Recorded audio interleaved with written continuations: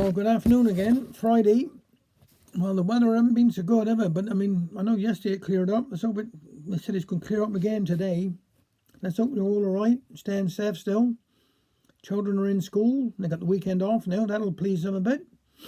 I look forward to Monday. They have a nice, good week then. And they do need our support, don't they? Now, because I'd say the weekend, I shan't be on the thing weekend. If the Lord to spare me, I should be back here Monday. I'm doing another one here today about Herbert Lee. All right. Lizzie Ann gets a surprise. There was some fun down along our little village. Election time wasn't in it. No work was done. Even Mother's clock was run down because Father forgot winding up.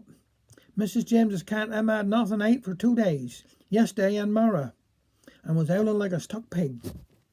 Everybody was in somebody else's house and was coosting over the garden wall. Nothing had ever happened like it since Uncle Henny tumbled off a rick of hay and broke his pipe. The place would never be the same again. Now, to think that somebody from Uplong should open a shop right opposite Lizzie Ann's well-established firm, who sold everything from a pin to a side of bacon. Nobody did know nothing about it. Father seen a stranger cleaning the windows, but didn't take much notice. But Mother said she knowed 'cause she had inside inflammation. Next thing we all know is the shop was opened. Now Lizzie Ann don't long get out very early, so 'tis generally close on 10 o'clock before she opens shop. Wasn't in no hurry, 'cause if you didn't have day, you can tomorrow.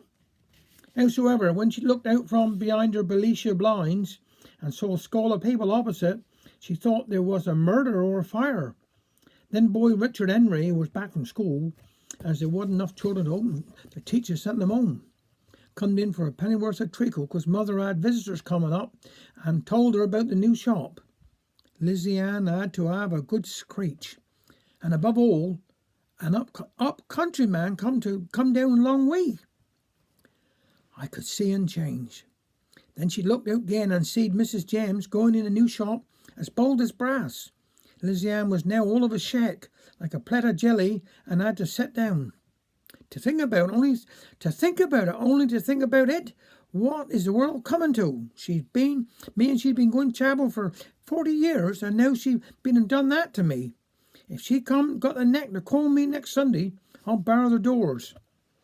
Upon that, in comes Tom Slow and asked for a pound of suet. 6pence, said she. Marked up only 5pence across the road. Well, how didn't he buy it over there? Asked Lizzie Ann. I tried, only he was sold out.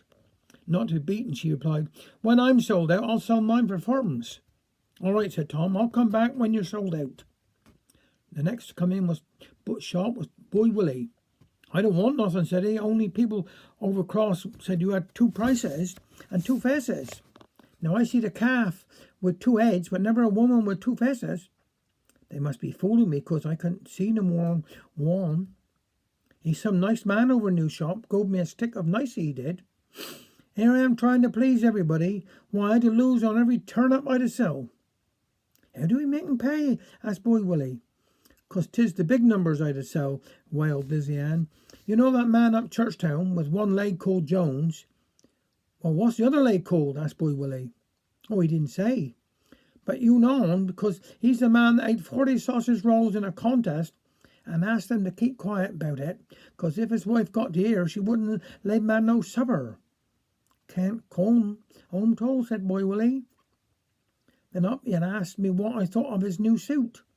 'Tis a nice coat and waistcoat, I replied, but where's the trousers to match? Oh, missus to wear they, said he, as he walked out. Talking to herself, Lizzie Ann said, I can't forget Mrs. James. I could tell a lot, but I aren't that sort. Our old man, I can't bide he. Some man as is.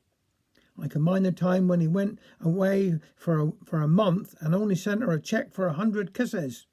She replied thanking him and said the milkman cashed the cheque. Trouble never comes singly, like the woman said when she had twins. Here comes my housemaid, late again as usual. What? You're leaving me and going to give notice? Well, I hope you're going to better yourself. No, was the reply. The maid replied. I'm getting married. I'm just doing a little poem now by David Prowse. The one that got away. My brother had the bearing of a cat that found the cream, as he beckoned me to follow where he led. Excitedly I did so, striving hard to match his step, yet wary of surprises up ahead. I slowed as I remembered situations in the past when playing tricks he flattered to deceive, but something in his manner had me caught within the spell. I scampered on, persuaded to believe. We reached the empty henhouse in a corner of the yard. He paused to wink and pointed at the grill. The wire netting window granting air and light within. On tiptoed feet I reached towards the sill. Nervously I pressed my face against the slatted wire, then caught my breath in wonder at the sight. For looking up with eyes that strained and puzzled as my own, there stared a silent prowler of the night. A cub fox, richly coloured white and muddy ochre brown, its coat rustic and tempting to the touch. Miraculously and mystically, yet hopeless and alone, could liberty have ever meant so much? I watched him, said my brother, then I crept and closed the door. I sensed his own surprise at his success. What happens now? I asked him, dreading what he might reply, by refusing to oblige him with a guess. What do foxes do to chickens? We can hardly let him go. His words were like a knife across my brain. I searched for other meanings, peering back inside the shed, confused beyond the rational and sane. I walked away, my head downcast, and sat upon a stone. My brother watched, then shuffled to my side. A minute passed before he rose, and then I heard a click. And when I turned, the door was open wide. Go home to mother, son, he said, then smiled across at me. I raised my thumb, not trusting in my voice.